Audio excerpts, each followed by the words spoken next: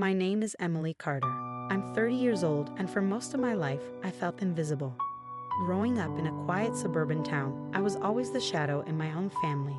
My younger brother, Ryan, was the golden child, adored and praised for even the smallest things. If he brought home an average report card or completed a minor task, it was celebrated as if he'd moved mountains.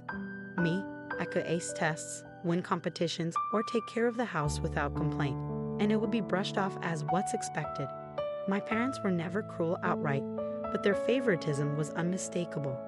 When something went wrong, a broken vase, a missed appointment, even Ryan's mistakes, I was the one who took the blame.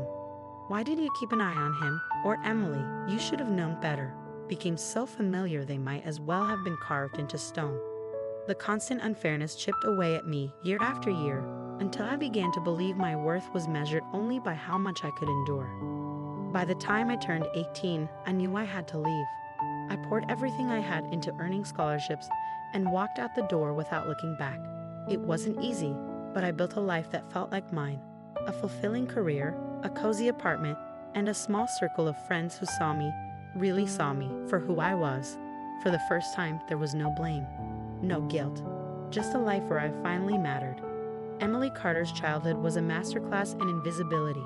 In a family where love felt like a currency distributed unevenly, she quickly learned that her role was not to thrive but to endure. Her parents, Margaret and Charles, were unremarkable people to the outside world, yet within the walls of their suburban home, they carved Emily into someone who would spend decades trying to believe she mattered. Everything changed when Ryan was born. Emily was 5 when her younger brother arrived, and from the moment he entered the world, the balance of their family shifted. Ryan was the golden child, the apple of their parents' eyes. His crayon scribbles on the fridge earned him cheers and proud phone calls. A single goal in a soccer game was a cause for celebration. Meanwhile, Emily's straight A's, her spotless chore record, her quiet victories, they all disappeared into the void of parental indifference. "Why can't you be more like Ryan?" her mother would sigh whenever Emily misstepped, forgot the trash, raised her voice, existed a little too loudly. If Ryan broke a lamp or let the dog escape, it was Emily who bore the blame. "You're older, you should have known better." The words sunk deep, a refrain she carried into adolescence. Slowly, guilt and responsibility molded her into someone who never asked for more, convinced her worth lay in how much she could shoulder.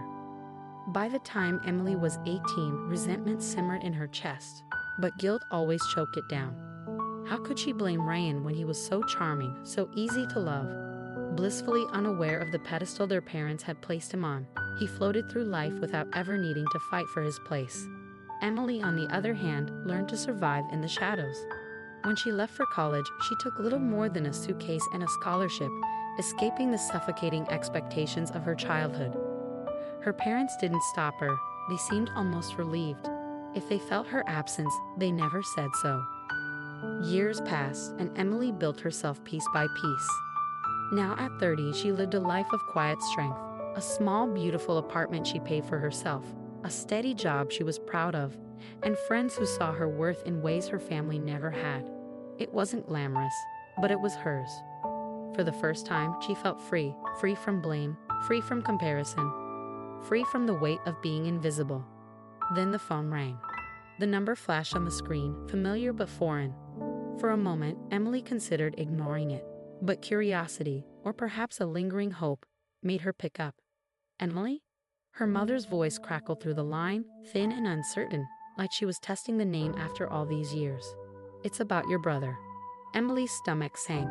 Of course, it was about Ryan. It was always about Ryan. "What happened?" she asked, though a part of her already knew she wouldn't like the answer. "He's struggling," Margaret said carefully, as though choosing each word would soften the blow. "He lost his job, and he's behind on rent. He'll be evicted soon if someone doesn't step in." Someone. That someone, as always, was Emily. "We thought maybe you could help him out," her mother continued, a casual edge to her tone that didn't quite mask the expectation beneath. "You're doing well, aren't you? You've got a good job, a nice place. It's not like you can't afford it." Emily felt her grip tighten on the phone. Years of silence, years of being overlooked and dismissed, only to be contacted now because Ryan needed saving. Because she was the dependable one, the responsible one, the one who was always expected to clean up the mess. "Why can't he ask for help from you?" Emily's voice came out sharper than intended, but she didn't pull it back. "We've done all we can," Margaret replied with a sigh, a sound that dragged Emily back to her childhood in an instant. "He's your brother, Emily. Family helps family." Family. The word hit her like a stone to the chest. Where was that sense of family when she needed it? Where had their loyalty been when she walked out the door with nothing but a scholarship and desperation to escape? Emily closed her eyes, her pulse quickening as anger flared, an anger she had buried for too long. "You didn't help me when I needed it," she said, her voice low but steady. "Emily," Margaret's tone was softer now, almost pleading. "That was a long time ago. You've always been so strong. Ryan's not like you." The words twisted something inside her.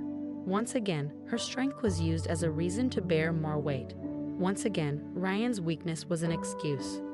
For years, Emily had carried the blame, the guilt, the silence. But now, standing in her small apartment, she realized something she hadn't before. She had a choice. She didn't have to fall back into their pattern, didn't have to pick up the pieces they dropped at her feet. "Emily?" Her mother prodded gently, a familiar nudge toward compliance. Emily took a deep breath, her grip on the phone loosening.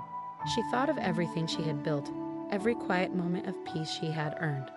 For once, she could put herself first. She had the power to say no. Emily sat on the edge of her couch, the phone still clutched in her hand long after the call had ended. Her mother's words echoed like a haunting refrain. "He's your brother. Family helps family." Guilt and anger tangled within her, two opposing forces wrestling for control. Guilt was familiar, like an old sweater she'd worn threadbare. It whispered insidiously, reminding her of every time she'd been told she wasn't good enough. Every accusation of selfishness for simply wanting to be seen. "He's struggling, Emily. Don't you care?" But then there was the anger. A fire that had smoldered quietly for years now flared to life, searing away the lies she'd been taught to believe. Where had this concern been when she was a child? Where was this so-called family when she left at 18 with nothing but a suitcase and a desperate need to escape? Where was their compassion then?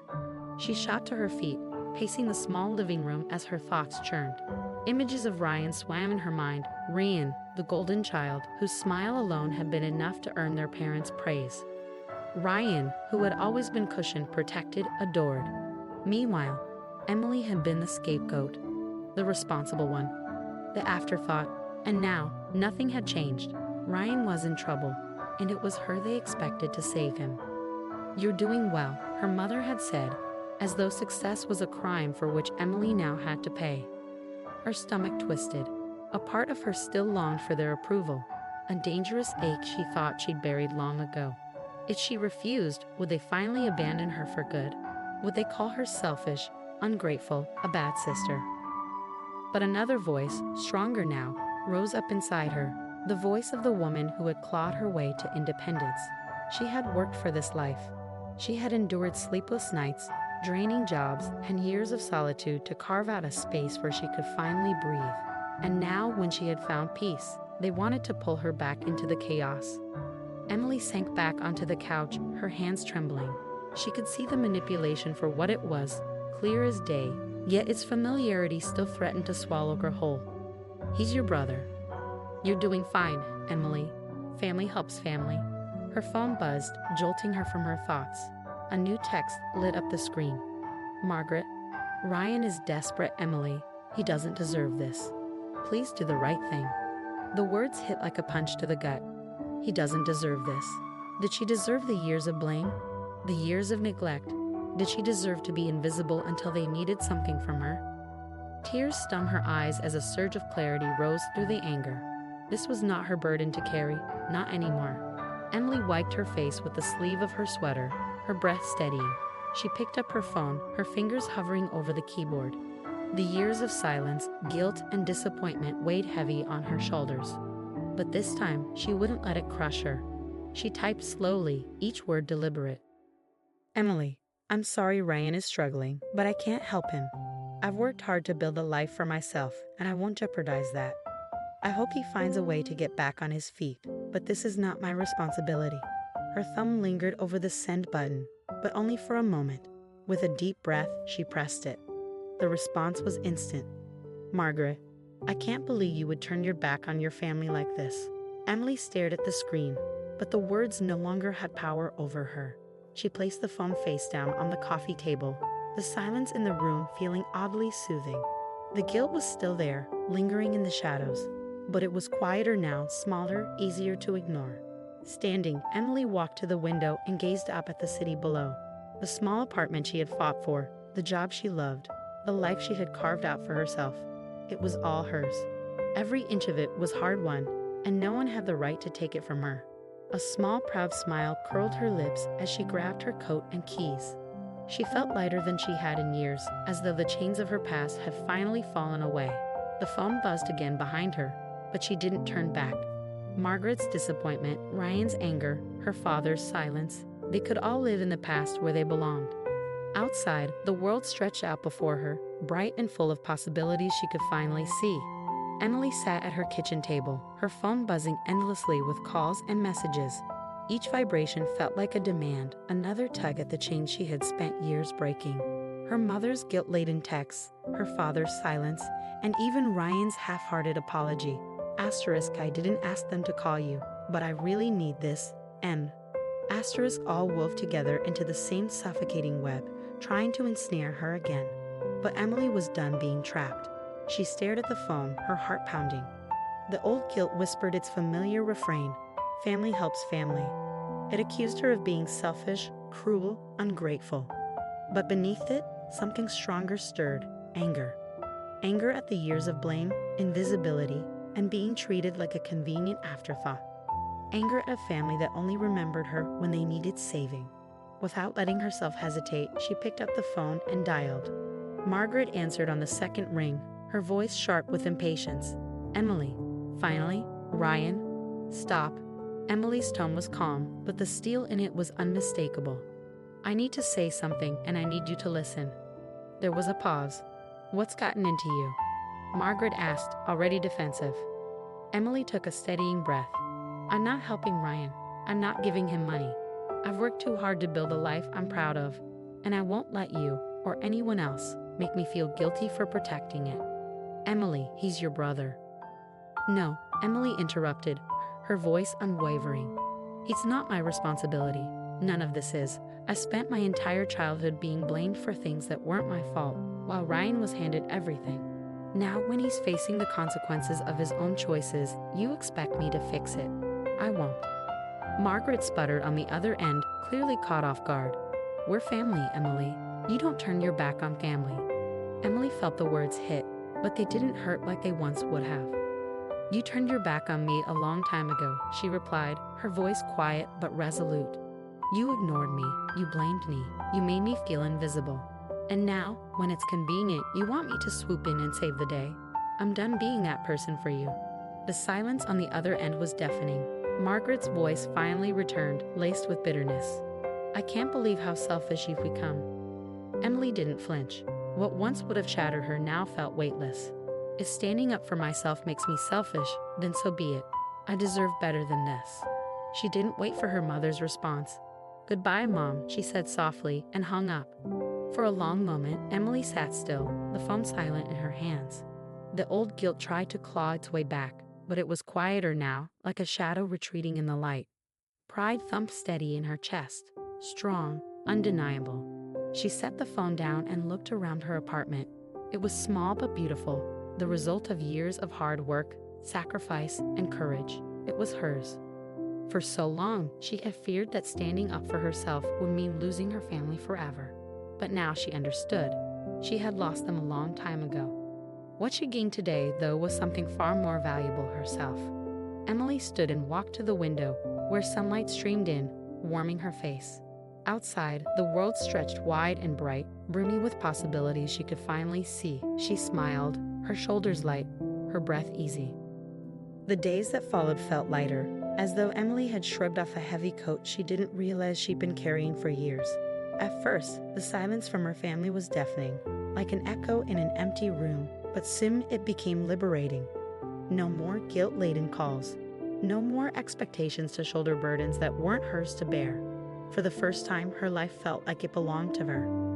On a sunny Saturday afternoon, Emily sat in her favorite cafe, tucked into a cozy corner table with her closest friends, people who loved her not for what she could do for them, but simply for who she was. The cafe buzzed with laughter and soft conversation, the air rich with the scent of fresh coffee and warm pastries. Sophia, her oldest friend, leaned forward with a teasing grin. "You look different lately, happier, like you're glowing." Emily smiled over her latte, the warmth of the cup grounding her. "Maybe I finally am." Mike, Sophia's boyfriend and a steady cheerleader in Emily's life, chimed in with a nod. "Whatever it is, keep doing it. You've been killing it at work, and you actually seem like you're enjoying yourself these days." "I am," Emily admitted softly, the truth settling in her chest like a gentle heartbeat. She was enjoying herself.